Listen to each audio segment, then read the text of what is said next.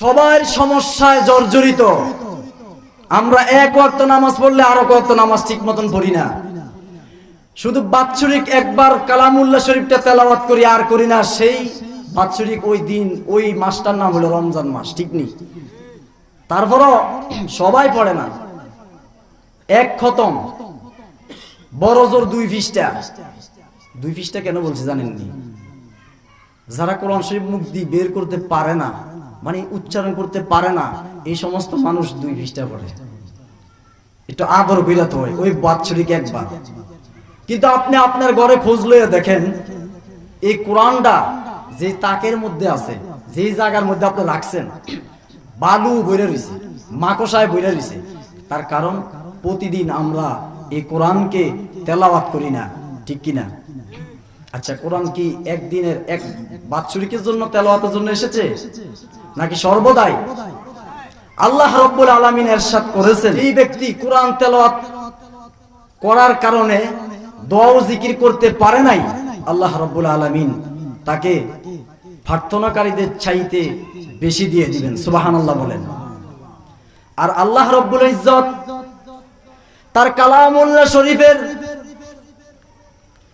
সম্মান সমস্ত কালামের উপর এরূপ, যেরূপ সম্মান আল্লাহ তাআলার সম্মান সকল সৃষ্টির উপর। জোরে কোন সুবহানাল্লাহ। তাহলে আমরা কি একদিন তেলাওয়াত করব, নাকি বাৎসরিক এক মাস? কয়দিন? প্রতিদিন। কারণ এরা উত্তম জিকির, আফজাল জিকির কালামুল্লাহ তেলাওয়াত। সুবহানাল্লাহ বলেন। আল্লাহর নবী সাল্লাল্লাহু আলাইহি সাল্লাম বলেছেন, ও ফেরুয়াবাসী, নরিংপুরবাসী, শুনে রাখুন। রাস্তা দিয়ে বাইরে হাঁটছেন, মুরব্বীরা হাঁটছেন, দয়া করে বলবো, আজকের এই আয়োজন এটা কোনো গানের মঞ্চ না, নাচানাচির মঞ্চ না, এটা কোনো ফাইজলামির একটা জায়গা না। এটা হলো কোরআনের বাগান, জান্নাতের বাগান, বেহেশতের বাগান, ঠিক নেই? এই জায়গায় সময় দিবেন, আল্লাহ আপনার রিজিকে বরকত, খাওয়াত বরকত, চলাফেরার বরকত দিয়ে দিবে। কারণ হযরত বেলাল রাদিয়াল্লাহু তাআলা আনহু কিতদাস ছিলেন, গোলাম ছিলেন। হযরত বেলালের দাম এত বেড়ে গেছে কালামুল্লাহ শরীফের সাথে থাকার কারণে, এই কালামকে ধরে রাখার কারণে হযরতে বেলালের এত সম্মান বেড়েছে, এত সম্মান বেড়েছে। সেই জান্নাতে নবী যখন গেছে, আল্লাহর নবী সাল্লাল্লাহু আলাইহি সাল্লাম বেলালের পায়ের জুতার খরনের আওয়াজ শুনতে পেয়েছেন। তাহলে কোরআন শিখতে হবে, এই কোরআন বুঝতে হবে, এই কোরআনের সাথে সময় দিতে হবে। যারা কোরআনের জ্ঞানী তাদের সাথে সম্পর্ক রাখতে হবে। ওদের সাথে যদি বাবা সম্পর্ক আমরা রাখি, তাহলে আল্লাহ পাক রব্বুল আলামিন যত গজব দিতেছেন সকল গজব উঠাইয়া নিবেন। মানুষ আমাদের উপর যে নির্যাতন করে গো, সকল নির্যাতন আল্লাহ ধ্বংস করে দিবে। কালামের সাথে থাকলে দিবেন, নাকি না থাকলে? থাকলে দিবেন।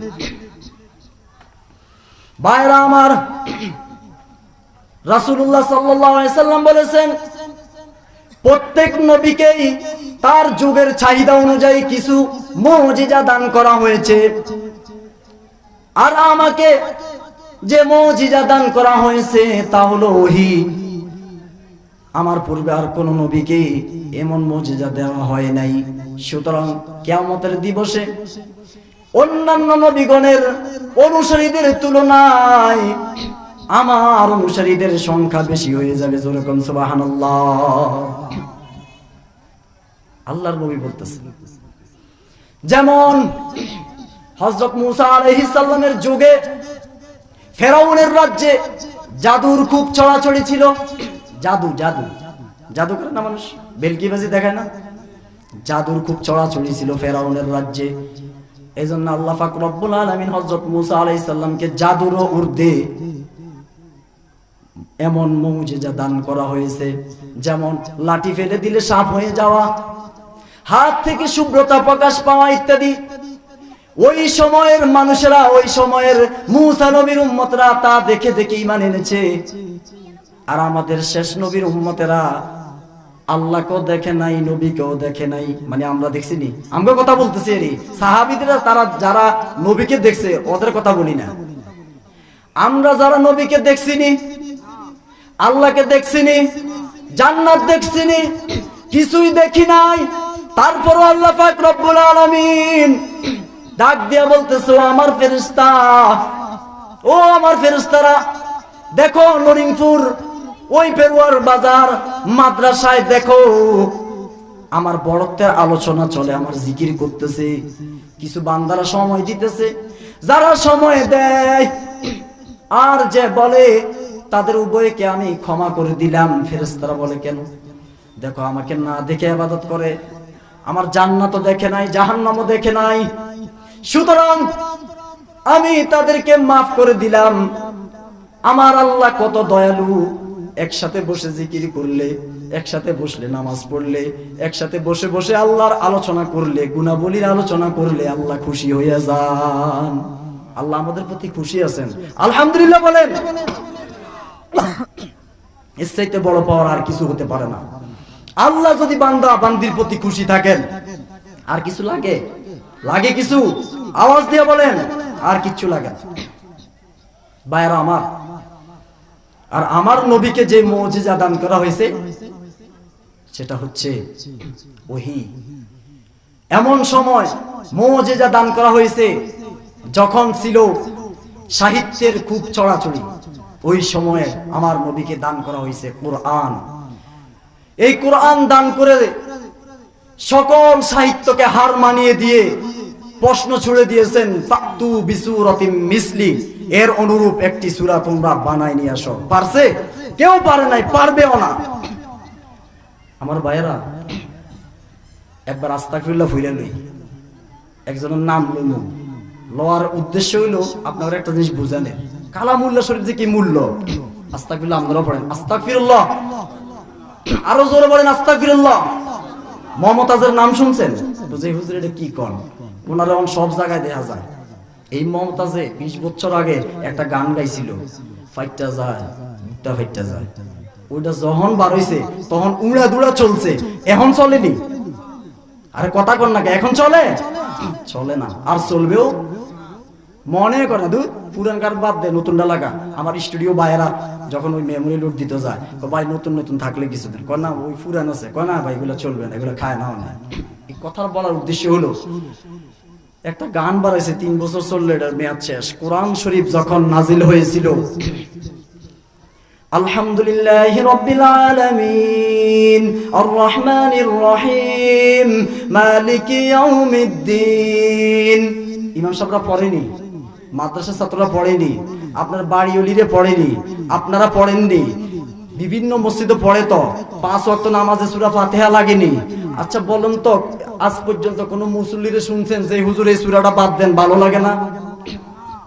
বরংস নিত্য নতুন কোন ছোট মানুষ বড় মানুষ যেই সিস্টেমে পড়ে, যত মানে তার গলা যে কণ্ঠ আছে ওই কণ্ঠ দিয়া পড়লে হুজুর ভালো লাগে, আটটু পড়েন, কথা কোন ঠিক কিনা? তার প্রমাণ হাফেজ তাকরিম আওয়াজ দিয়ে কোন আল্লাহু আকবার। তাহলে কোরআন যতই পড়ি ততই ভালো লাগে, যতই পড়ি ততই ঈমান বাড়ে। এই কোরআন ছাড়া যাবে নি, এই কোরআন যে ছাড়বেন হের বিপদ, এই কোরআন যে ছেড়ে দিব তার বিপদ। এই জন্য আমরা কোরআনকে ধরে রাখার চেষ্টা করব। ভাইরা আমার, বয়স আমাদের অনেকে 30 হয়ে গেছে, 40 হয়ে গেছে, এখন আমরা মাদ্রাসায় যাইতে পারি না, কোরআন কিভাবে পড়ব? প্রশ্ন জাগেনি? আপনাদের মাদ্রাসার এই যে মাদ্রাসার হুজুর আবু বকর বড় হুজুর, হুজুরকে হাতে পায়ে ধরে বলবেন, হুজুর বাচ্চা ফলাফানের একটা সিস্টেম করছেন, আমাদের জন্য ঘন্টা হানিকেলে একটা সিস্টেম করেন, আমরা কোরআন শিখব।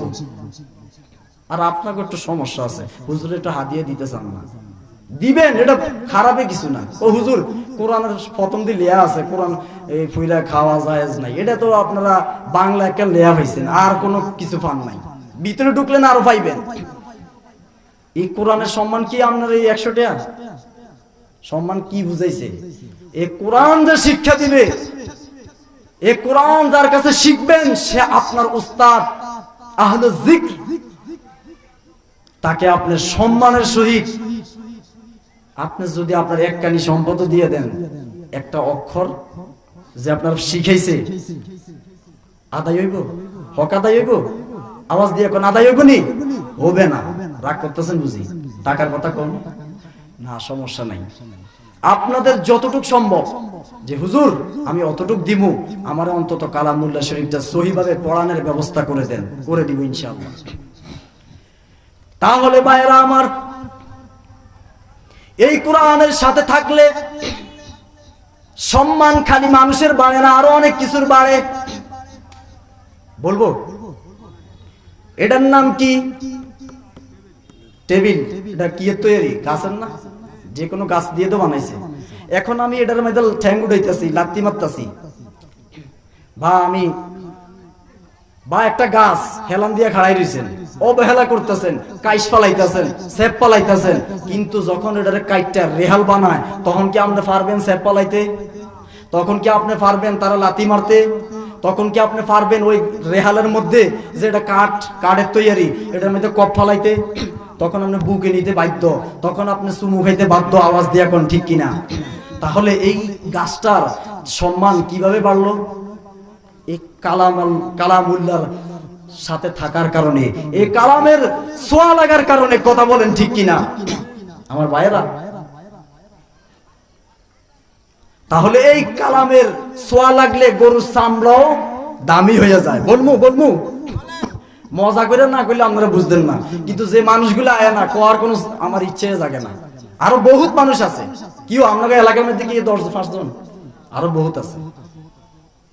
চামড়ার সাথে লাগার কারণে, কোরআনের সাথে চামড়া লাগার কারণে ওই গরুর চামড়ার দাম বেড়ে যায়।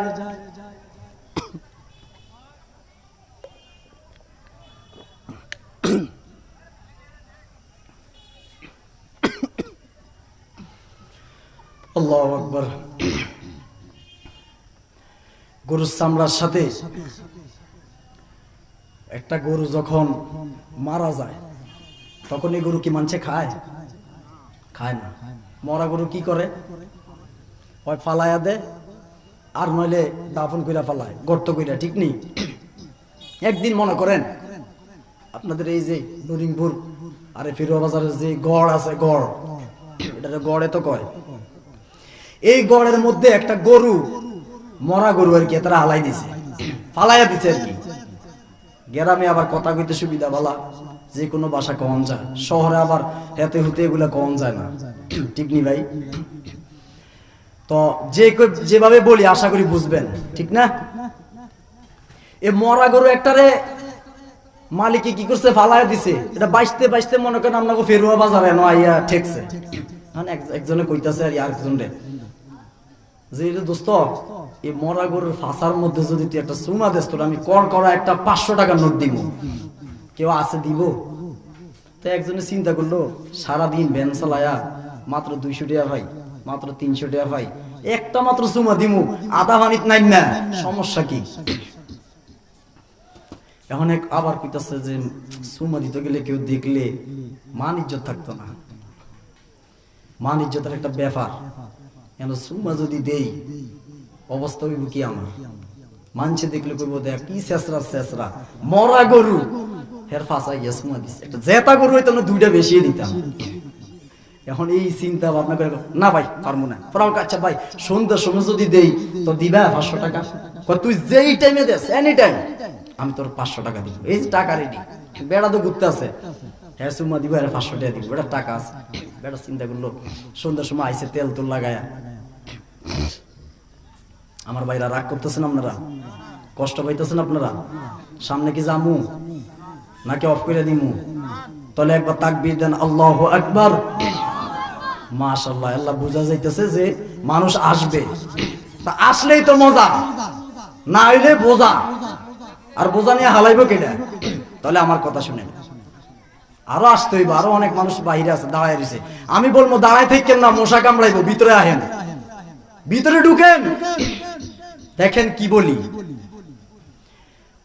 ওই মরা গরুর ফাঁসার মধ্যে সুমা দেওয়ার কথা বলছি। আপনারা হয়তো ভাববেন হুজুর না জানি কি কয়, কোরআনের আয়াত পড়লো সুন্দর করে, হুজুর কি কইতাছে এগুলা। না, আসল কথা সামনে, শুনলে আশ্চর্য হয়ে যাবেন না ভাইয়েরা আমার।